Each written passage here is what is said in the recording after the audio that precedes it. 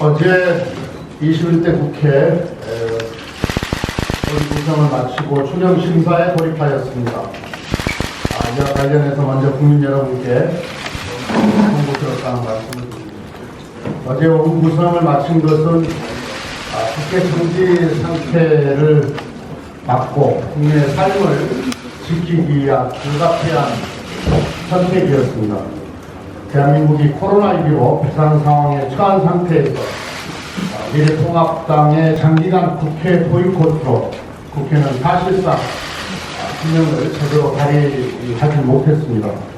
코로나 비상 상황에서 시급한 예산과 입법을 처리해야 될 국회 정지 상태는 대한민국의 국정 중단 사태나 마찬가지입니다.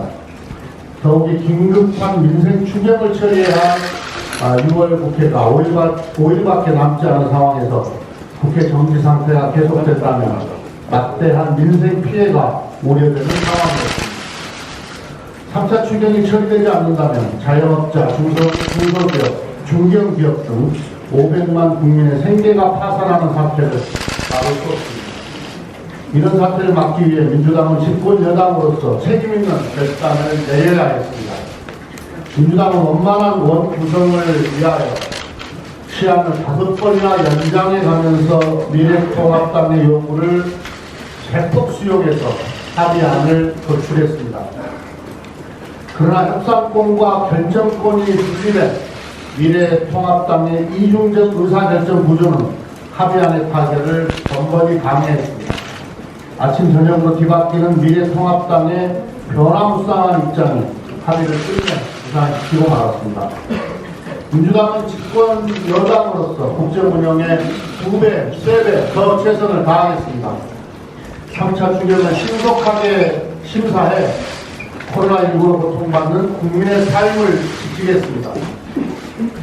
벼랑 끝에서 민생을 구하고 위기에 빠진 기업과 일자리를 지켜내겠습니다. 또한 야당이 국회 운영에 참여하도록 계속 노력하겠습니다. 미래통합당에게 말씀드리겠습니다. 일하는 국회의 문은 활짝 열려 있습니다. 항상 열려 있습니다. 하루빨리 국회에 복귀하기 바랍니다. 다시 한번 미래통합당에게 한 말씀 드리겠습니다. 일하는 국회의 문은 항상 활짝 열려 있습니다. 하루빨리 국회에 복귀하시길 바랍니다. 민주당은 6월 임시국회가 끝나는 대로 곧바로 7월 임시국회를 설립하겠습니다. 3차 추경이 아니더라도 국민을 위해 국회가 할 일이 산적해 있습니다. 지금 같은 비상시기에 국회가 쉰다는 것은 어느 정도입니다. 민주당이 일하는 국회 전형을 만들어 나가겠습니다. 책임 여당으로서 일하는 새로운 국회로 국민과 민생을 지키겠습니다. 3차 추경은 비상 상황에 대한 긴급 처방이기 때문에 신속한 처리가 생명입니다. 민주당은 어제 국회 정상화와 동시에 추경 심사에 돌입했습니다. 우리 민주당은 6월 4일 추경안이 제출된 후 한 달 동안 상임위별 각종 간담회와 강정회의를 통해서 추경 심사를 꼼꼼하게 준비해 왔습니다. 사실상 추경 심사를 한 달간 지속해 왔다는 이야기입니다. 밤을 세월을 한이 있더라도 6월 국회 내에 반드시 추경안을 통과시키겠습니다. 3차 추경은 일자리를 지키고 기업과 지역 상권을 살리고 폐기 방역과 미래를 준비하는 위기 극복 필수 예산입니다. 이번 추경에는 K-방역 산업 육성과 재난 대응 시스템 고도화를 위한 예산 2조 5천억이 편성되어 있습니다. 그 중에는 중고등학생에게 인플루엔자 백신을 무상 접종하는 예산, 음압병상 확대, 치료제 백신 R&D 지원 예산들이 포함되어 있습니다. 그리고 이번 추경에는 숙박, 관광, 문화, 외식 등 8대 할인 소비 쿠폰 제공 등 지역 경제를 활성화하고 내수와 수출을 살리기 위한 3조 7천억 원의 예산도 포함되어 있습니다. 기업의 고용을 유지하고 특수고용 노동자와 자영업자의 생활 안정을 지원하는 예산 8조 9천억도 담겨져 있습니다.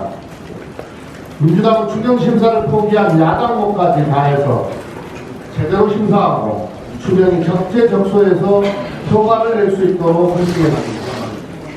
정부는 추경이 통과되는 대로 신속하게 예산이 집행이 되도록 집행관리 계획을 꼼꼼하게 마련해 주시기 바랍니다. 한 가지만 더 말씀드리겠습니다. 28일 미래통합당이 민주당의 종전선언 논의를 중단할 것을 촉구를 했습니다.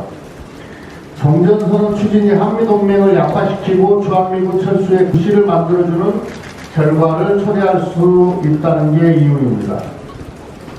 그런데 이건 냉전시대의 낡은 사고에 갇힌 시대착오적 선동이고 무지에 가까운 주장입니다. 대한민국의 제1야당인 미래통합당이 아직 냉전적 사고에 젖어 일본 아베 정부와 똑같은 태도를 취하고 있다는 것은 정말로 유감스럽습니다. 종전선언은 남북이 상호 적대관계를 종식하고 평화적 공존관계로 나아가는 한반도 평화 프로세스의 첫 출발점입니다. 한미동맹이나 주한미군 주둔에는 전혀 영향을 미치지 않습니다. 주한미군은 한미 상호방위조약과 주한미군 지휘협정에 의해 대한민국 내에서 합법적 주둔의 근거를 확보하고 있습니다.